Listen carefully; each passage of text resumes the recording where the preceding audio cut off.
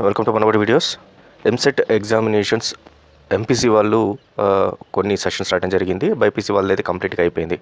అయితే ఇప్పుడు మీరు రాసిన వాటిల్లో మీకు ఐడియా ఉంటుంది, ఇన్ని క్వశ్చన్స్ మేము ఆల్మోస్ట్ రైట్ రాసాము ఇన్ మ్యాథ్స్ కానీ, ఫిజిక్స్ కానీ, బయాలజీ కానీ, కెమిస్ట్రీ కానీ. సో దీనికి సంబంధించి నాకు ఎన్ని మార్క్స్ వస్తాయి అనేది మీకు ఒక అవగాహనకు వచ్చి ఉంటారు. ఎందుకంటే బేసికల్గా ఎవ్రీ రైట్ ఆన్సర్ అనేది ఒక 1 మార్క్ అనేది మీరు అచీవ్ చేయగలుగుతారు. కాబట్టి టోటల్గా మీరు ఎన్ని రైట్ ఆన్సర్స్ రాస్తారో అన్ని మార్క్స్ అయితే మీకు ఎంసెట్లో వస్తాయి.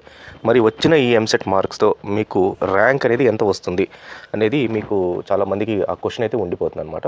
సో దీనికోసం అని చెప్పి మీరు ఒక టూల్ యూస్ చేస్తే సరిపోద్ది. నేను ఆల్రెడీ ఈ టూల్ గురించి ఇంతకుముందు చెప్పడం జరిగింది. ఇట్స్ ర్యాంక్ ఎస్టిమేటర్ ఫ్రమ్ మనబడి అనమాట. అది ఎంసెట్ ర్యాంక్ ప్రెడిక్టర్ కానీ ఎస్టిమేటర్ కానీ గూగుల్లో సెర్చ్ చేస్తే మీకు ఫస్ట్ లింక్ రావటమే మనబడి లింక్ వస్తుంది.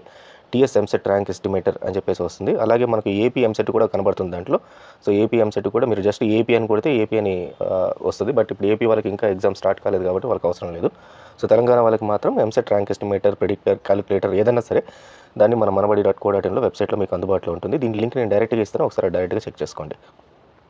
ఇక్కడికి వెళ్ళిన తర్వాత మీరు బైపీసీ స్టూడెంట్ అయితే బాటనీ, జువాలజీలో రెండిట్లో కలిపి మీకు టోటల్గా అవుట్ ఆఫ్ 80 మార్క్స్లో ఎన్ని మార్క్స్ వస్తాయి అని ఎక్స్పెక్ట్ చేసి ఆ మార్క్స్ వేయండి.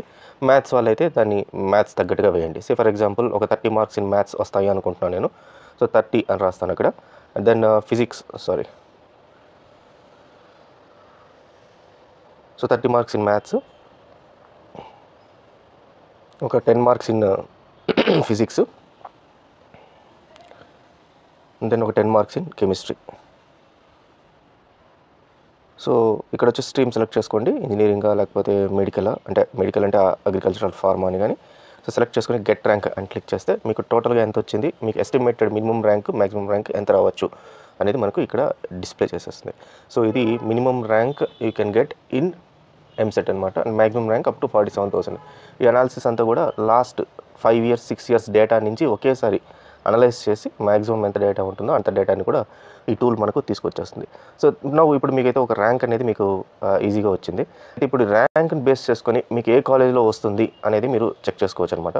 సో దానికోసం ఇదే పేజ్లో కిందకి వెళ్తే TS EAMCET college predicted based on your rank అని చెప్పి ఒక లింక్ ఉంటుంది. సో ఈ లింక్ పైన క్లిక్ చేయండి. ఇక్కడ మీకు ప్రతి ఒక్క లింక్ ఇక్కడ మీకు అందుబాటులో ఉంటుంది. For example list of colleges, మీకు ఏదైతే మీరు కాలేజ్లో చేయాలనుకుంటున్నారో ఆ లిస్ట్ ఆఫ్ కాలేజ్, వాటి కాలేజ్ కోడ్, ఫీ రేంజ్ మొత్తం ఇక్కడ డీటెయిల్స్ ఇచ్చారు, ఇంక్లూడింగ్ కోర్స్. తర్వాత list of courses and course code. ఇప్పుడు సిఎస్సి ఏఎంఎల్కి ఏముంటుంది, సిఎస్సి డేటా సైన్స్కి ఏముంటుంది, అలాగే మెషిన్ లెర్నింగ్కి ఏముంటుంది, అట్లా డిఫరెంట్ వాటికి. తర్వాత రేపు ఫ్యూచర్లో వచ్చి మీ ఆన్సర్ కీ కానీ, రిజల్ట్స్ కానీ, తర్వాత మీకు కౌన్సిలింగ్ ప్రొసీజర్, అసలు కౌన్సిలింగ్ అనేది ఎలా స్టార్ట్ అవుద్ది, ఎలా జరుగుతుంది కౌన్సిలింగ్ ప్రొసీజర్ కానీ, అట్లా ప్రతి ఒక్కటి, సర్టిఫికేట్ వెరిఫికేషన్ ప్రాసెస్ కానీ ఎలా జరుగుతుంది, సర్టిఫికేట్ వెరిఫికేషన్ ప్రాసెస్, అలా స్టెప్ బై స్టెప్ ఉన్న ప్రతి ఒక్క ఆర్టికల్కి సంబంధించిన లింక్స్ అయితే మనకి ఇదే పేజ్లో మీకు అందుబాటులో ఉన్నాయి. సో ఏపీకి వాళ్ళకి సపరేట్గా యాజ్ వెల్ as తెలంగాణ వాళ్ళకి సపరేట్గా కూడా ఉన్నాయి. సో ఇప్పుడు మనం ఏం చేస్తామంటే కాలేజ్ ప్రెడిక్టర్ పైన సెలెక్ట్ చేసుకుందాము. సో అరౌండ్ నాకు 42,281 మినిమం ర్యాంక్ వచ్చింది కాబట్టి సో దాన్ని బేస్ చేసుకొని నేను కాలేజ్ ప్రెడిక్టర్కి వెళ్ళి కాలేజ్ ప్రెడిక్టర్లో అక్కడ మన ఎంటర్ చేయాల్సి వస్తుంది డీటెయిల్స్.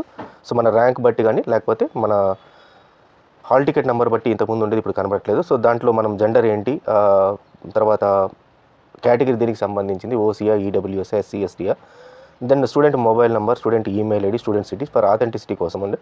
కోర్సెస్ ఏమేమైతే కోర్సెస్ ఉన్నాయో మనకి ఏదైతే కాలేజ్లో కావాలనుకున్న కోర్సెస్, ఆ కోర్సెస్ అండ్ కాలేజ్, ఏ కాలేజ్లో పర్టికులర్గా నాకు ఈ కాలేజ్లో కావాలంటే ఆ కాలేజ్ డీటెయిల్స్ అయితే వస్తాయి. లేదు అలా కాకుండా ఏ కాలేజ్ అయినా పర్వాలేదు, తెలంగాణలో ఉండేవి నాకు కావాలి అనుకుంటే తెలంగాణకు సంబంధించిన కాలేజెస్ అన్ని కూడా అక్కడ డిస్ప్లే చేస్తే బేస్డ్ అపాన్ కోర్సు. సో ఒకసారి నేను డీటెయిల్స్ అన్ని ఫిల్అప్ చేస్తాను. నా డీటెయిల్స్ అన్ని ఎంటర్ చేశాను. నా ర్యాంక్ వచ్చి 45,000 అని పెట్టాను. అండ్ ఇంట్రెస్టెడ్ కోర్స్ వచ్చి కంప్యూటర్ సైన్స్ ఇంజనీరింగ్ అని పెట్టాను. కాలేజ్ నాకు ఏదైనా ప్రాబ్లం లేదని పెట్టాను. నాకు ఏమేమి కాలేజ్లో వస్తుందో కూడా ఇక్కడ చూపించేసింది.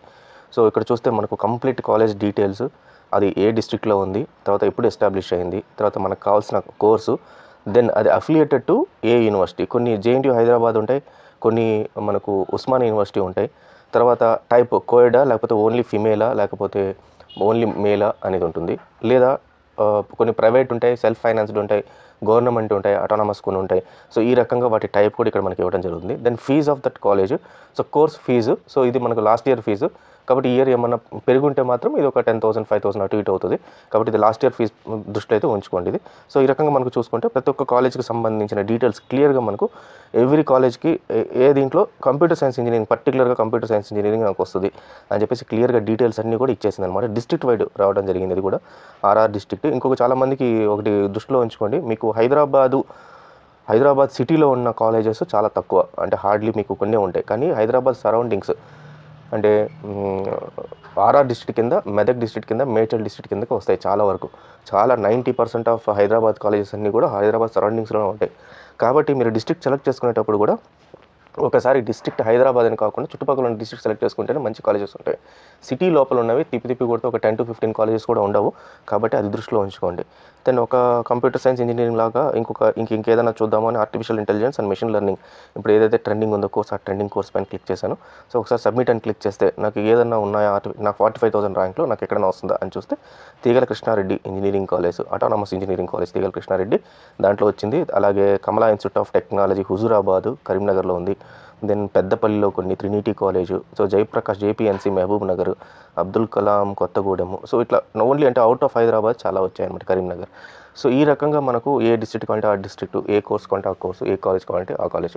ఇట్లా 2 టూల్స్ని యూస్ చేసుకొని మీరు ముందే ప్రిడిక్ట్ చేసేసుకోవచ్చు. ఫస్ట్ ర్యాంక్ ప్రిడిక్ట్ చేసుకోవచ్చు, ర్యాంక్ ద్వారా మీకు వచ్చిన ఏ కాలేజ్లో సీట్ వస్తుందో కూడా ప్రిడిక్ట్ చేసుకోవచ్చు. So all the best students, thank you very much.